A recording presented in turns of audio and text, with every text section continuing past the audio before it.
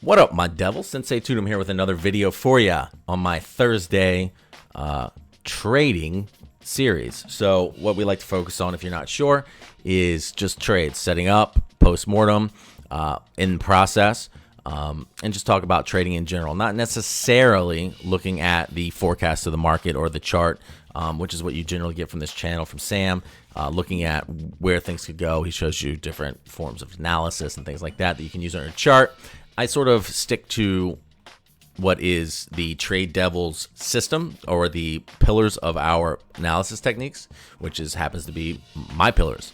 I was a former student here at Trade Devils, been a sensei, teacher for a couple of years now. So that's really, I stick in my wheelhouse. That's what I've learned, come up with, and that's what I've gotten pretty proficient at. So that's what we'll focus on, and trying to trade based on that and those analysis techniques. So, and thus far in this series, what I've done is we've pretty much, while we're looking for any of the above that I listed, setting up, in process, or post-mortem, what we've pretty much looked at mostly is post-mortem. But this time I want to look at something that's potentially setting up, and we're pretty far in advance. But that's the way you sort of stalk the market. You don't just look at the chart, take a trade, right? Just watch it mindlessly, and then, oh, that looks good, take it. When you do that, it's kind of like gambling, right? Sorry, I had to clear my throat. But yeah, that's sort of not the best way to do it. The best way is to have your chart or your charts that you follow and just look for what could happen. Not necessarily saying, oh, I expect this definitely to happen and then I'll do this. But let's take a look. So in this one, what we're going to say is, this could be a potential setup. And if this happens, then we can execute this plan. So what we've got is the ES chart, and that's the S&P futures chart. It trades 24/5. I prefer it. It's my preferred way to chart the S&P index. But there's tons of ways to trade it. You can trade this chart on the futures. You can trade the mini, the micro. There's tons of ways to do that. You can trade the S&P itself, just shares, options. There's the SPY, which is a ETF that tracks the S&P mostly, it's not quite the same, but it's got a little bit lower cost associated with each share. You can trade options on that. You can trade shares on that. There's a very low barrier of entry for these equities markets, and if you're trading crypto, you can easily trade this. And by the way, pretty much any broker you're going to use for equities, no fees. So it's pretty attractive. But anyway, we've got a downtrend here that started back on the 12th. Now we're in the 21st. So we've got a pretty... Get out of here, Nord. If you're trading crypto, you need that, right? Not a sponsor. Anyway, yeah, we've got a downtrend established here for quite some time. It's generally not the motive of this market. It's generally moving up. And what we see here is potentially some trend exhaustion. We see these rejection wicks down here at the low. We've got, let's just say a motive of some sort, an actionary, not a motive, an actionary. Then obviously reaction, actionary, reaction, actionary, that appears to be giving signs of a low here. Not necessarily immediate signs of a bottom, although we're printing some good here hourly candles. It could be bottoming out. And it's not real clear what this might be. The closest thing that I could potentially see is a leading diagonal. Could still be a corrective in play. We don't have any clean motive waves in here. Would appear to be more three-wave-ish even here. Something like this from an Elliott perspective. Actually, I always draw lines for you guys. Why don't I give labels? You might appreciate that. And then diagonals generally consisted of three-wave actionary sequences. So it's a motive wave comprised of corrective waves. Zigzags specifically, depending on leading situations, it can be a little different. But for this case, we'll focus on that. So what I see is you could potentially have a leading diagonal here.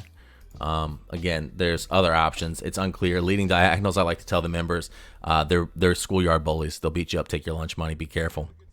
And that's not necessary, and we don't have to rely on that for this count. But that, let's just say that that is a potential, right? Let's get rid of some of this stuff. Actually, we'll get rid of all of it. But what we know is we've established this downtrend. So we certainly aren't looking too long against this trend without some good reasoning to. Like, for instance, here, if we do, it would be the first wave of reactive. Kind of bad idea. But if we were to potentially, so if this is a leading diagonal, how do you draw the trend lines? From the 1 to the 3 and the 2 from the 4. We'll just say 4 is there. Dominant swings, and you wouldn't expect to get too much, if at all, outside of the trend lines in a diagonal, which we did a little bit, but not much.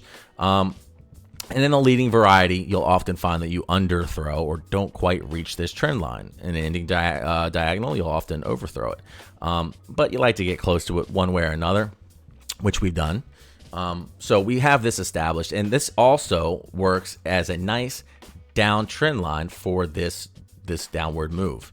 So if we were to, say, have a leading diagonal, or let's say it's a corrective move of some sort and it'll finish, well, either way, you would expect, if it's a finished corrective, you expect to make an impulse out of here, a big impulse, right? Depending on the relative size. If it's a corrective, or I'm sorry, if it's a leading diagonal in a bigger bear move, you still expect to get a 3-wave move out of it, most often a zigzag.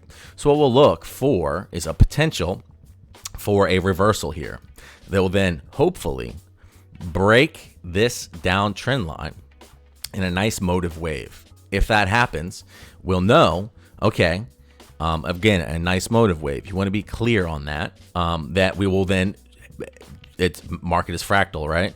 Put in another corrective and another motive that will then either finish a corrective to here or be part of an impulse going up for a wave 3.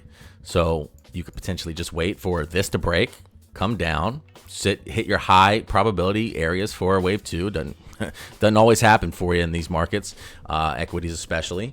But just so happens that we just drew it on the 50, and it does hit this high volume node on that level. But if you zoom out, it's not super high. Although it is, it's a nice volume area for a potential retracement.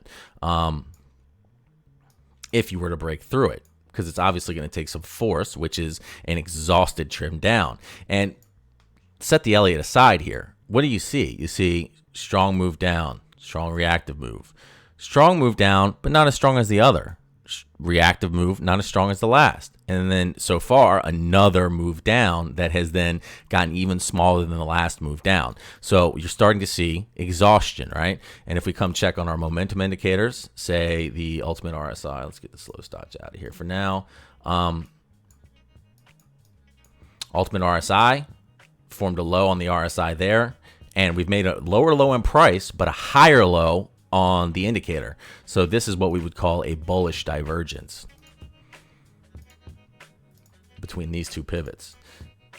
Now, divergence is a strong tool, but it's more of a confirming thing. It's more of an ancillary item.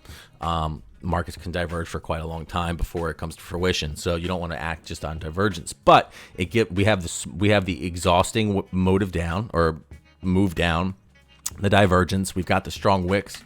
I could see this as a potential.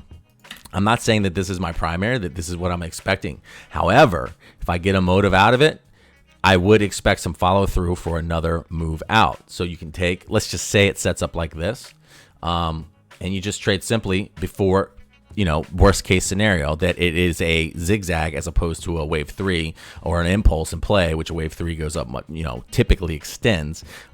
Whereas in a zigzag, you expect equality between this wave and this wave. So let's just say we get that, it comes down, and let's just say for funsies that we would place our entries like an algo potentially, like we're playing it for an algo play. So, and then you would go 1-to-1 for your, conservative. This is where your 1618 for a wave 3 would potentially be, but a conservative 1-to-1, and then just see what kind of. Oh, look at this. TradingView changed this tool. Anyway, good old TradingView, always changing it up on you. Let's just say we played it like an algo, stop right under the 65 for the 1-to-1. And we're looking at a 5, 7, 8 to 1. That's a very nice risk to reward ratio. And this is just obviously a made up line. So I don't know how big this will be. So this could vary clearly, but this could be a nice size for a move of this. If it is a leading diagonal, often you'll get a deep retracement after that, often to the 786 or deeper even. And let's just see where that puts us here. So this would put us just under the 786 in our made up scenario. So just for this video doesn't mean this is going to come to fruition, but hopefully next week this will have happened and we can talk about how it played out or it's in play. Yeah, let's go from there. Let's do a setup, a potential setup that's, you know, that we don't even necessarily know is setting up. This could just fall off a cliff here or just moon through the roof after. Not really important, but for what we're watching, this could be something that we're interested in. And then again, you know, C's of correctives aren't your best. Obviously, a wave 3 is always your favorite, but a C or a 3, if you're wrong, if you're close enough, wrong or right, whether it's a corrective or a motive in play, you get that nice move to at least the 1-to-1 here in a normal motive or C wave. So let's see how this plays out for next week, and I'll check up with you then. Toot out.